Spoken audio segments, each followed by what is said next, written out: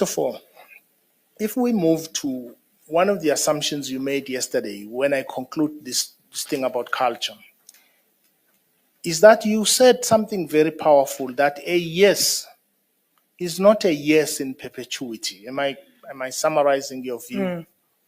Is a no in perpetuity? No, not necessarily. However, if you look at the law does say that it is no until such time. It is no until somebody says something different, but one must bear in mind where that is not an invitation. This is where the line becomes one you have to think about very carefully. That if somebody says no, it doesn't mean you keep on coming back, because then you are repeated. Somebody said to you no. If you keep coming back after they've said no, that is repeated, and then you are running into harassment.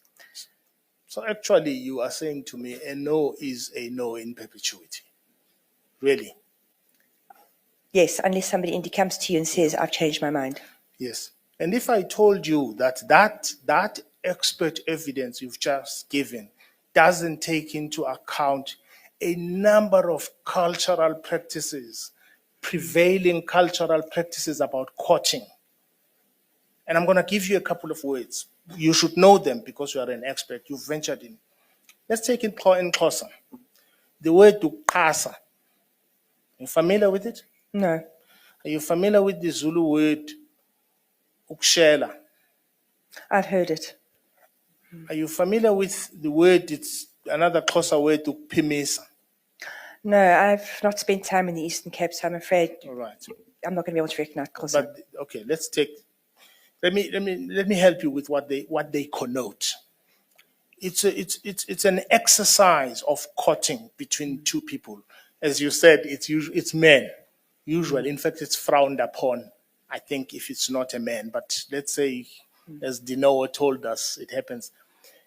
Would you differ with me when I say those three words emerging from those particular cultures? We can criticize those cultures if we like. In them, they connote and involve persistence, pleading. In fact, the word "ukushela", even outside courting, is suggested to mean pleading with somebody.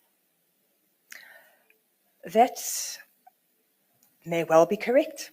Yeah, so I'm saying when you are not aware of particular cultural notions, you can miss in language a discussion